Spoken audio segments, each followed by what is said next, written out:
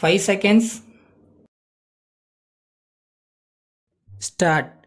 நெடுங்காலமாக பொருளாதார நிபுணர்களும் அரசியல்வாதிகளும் தொழிலாளி, முதலாளி, ஏழை, பணக்காரன், பாமரன், படித்தவன், பின்தங்கிய, முன்னேறிய பகுதிகள் இவை போன்ற வேறுபாடுகளை சுட்டி காட்டியுள்ளனர். இந்த வேற்றுமைகள் நிலவுவது உண்மை. இவை அகற்றப்பட வேண்டும் என்பதை யாரும் மறுக்க முடியாது. எனினும் நமது நாட்டின் நிலைமையில் நகர்ப்புறங்களுக்கும் கிராமப்புறங்களுக்குமே இடையே உள்ள ஏற்றத்தாழ்வுதான் மிகவும் முக்கியமானதாகும். நமது ஆண்டு திட்டங்களையே எடுத்துக்கொண்டால் நகர் பகுதிகளுக்கு செலவிடப்படும் தொகையில் பாதிக்கும் குறைவாகவே கிராம பகுதிகளுக்கு செலவிடப்படுகிறது. கிராமங்கள் தொடர்ந்து புறக்கணிக்கப்பட்டுள்ளமையால் பள்ளிகள், மருத்துவ நிலையங்கள், குடிநீர், மின்சாரம், சாலைகள், வங்கி வசதிகள், அவசிய உணவு பொருள் அங்காடிகள் போன்ற இன்றியமையாத அடிப்படை வசதிகளை பெறுவதில் கிராம மக்கள் பெரிதும் பின்தங்கியுள்ளனர்.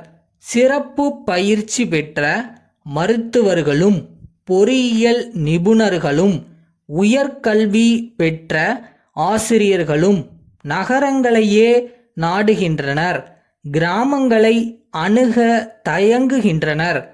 நகர்ப்புறங்களில் அத்தியாவசியமான வசதிகளுக்கு நாம் ஏற்க வேண்டிய செலவுகளை குறைக்க வேண்டும் என்பதல்ல என் கருத்து. பொருளாதார வளர்ச்சிக்கான வாய்ப்புகளும் மக்களின் வாழ்க்கை தரமும் கிராமப்புறங்களில் தக்க அளவுக்கு மேம்படுத்தப்பட்டிருந்தால் கிராம மக்கள் நகர்ப்புறங்களில் குடியேற தேவை இருந்திருக்காது. பெருமளவில் நகரங்களில் அரசு செலவு செய்ய வேண்டிய அவசியமும் உருவாகி இருக்காது என்பதைத்தான் உணர்த்த விரும்புகிறேன். கிராமங்களுக்கும் நகரங்களுக்கும் உள்ள இந்த ஏற்றத்தாழ்வை போக்குவது இந்த அரசின் கொள்கையாகும். பாசன வசதிகளை பரவலாக்குவதன் மூலமாகவும் வேளாண்மை வளர்ச்சி திட்டங்கள், கால்நடை வளர்ப்பு, பால் பெருக்கம், மீன் வளர்ச்சி ஆகியவற்றின் மூலமாகவும் கிராம மக்களின் வருவாய் உயர்த்தப்பட வேண்டும்.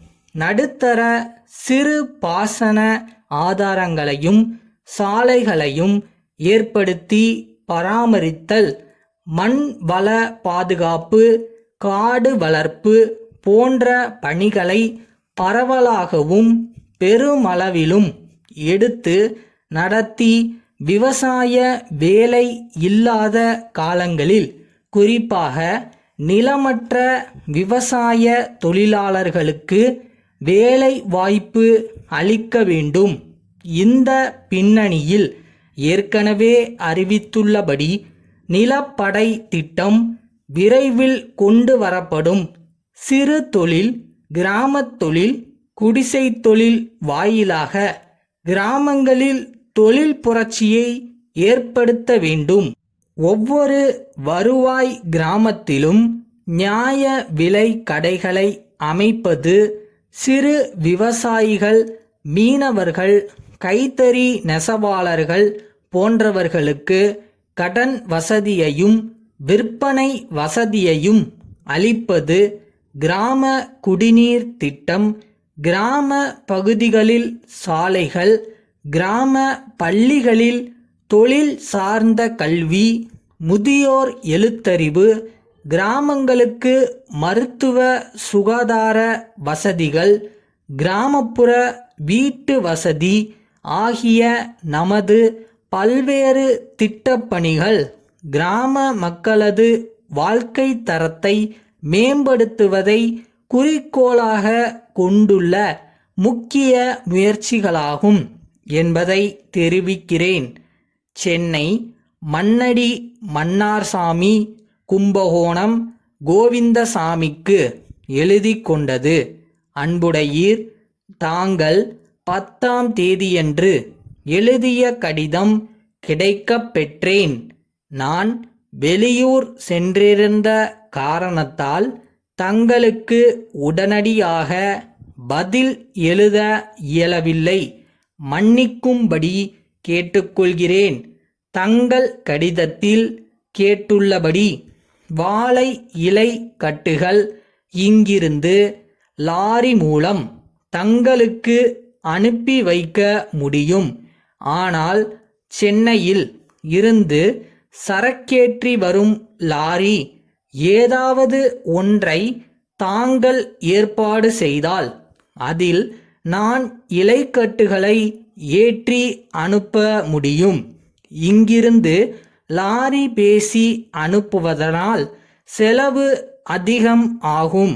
மேலும் பல லாரிகளும் அங்கிருந்து வரும்போதே திருப்பி செல்லும் போது எடுத்து செல்வதற்கான சரக்குகளுக்கும் ஏற்பாடுகள் செய்து கொண்டு வருவதால் நம் வசதிக்கு ஏற்ப லாரி கிடைப்பது சிரமமாக இருக்கும். சரக்கை பற்றி தாங்கள் கவலைப்பட வேண்டிய அவசியம் இல்லை. தாங்கள் கேட்டுள்ளது போலவே பெரிய இலைகளாகவே அனுப்பி வைக்கிறேன்.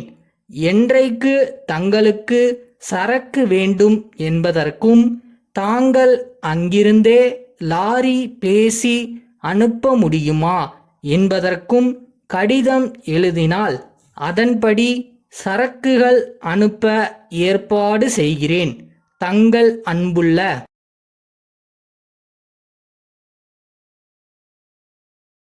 யாராவது அவமானப்படுத்தினா பயப்படாத. அந்த அவமானம் தான் உன்னை அடுத்தபடி ஏற வைக்கும். Think positive.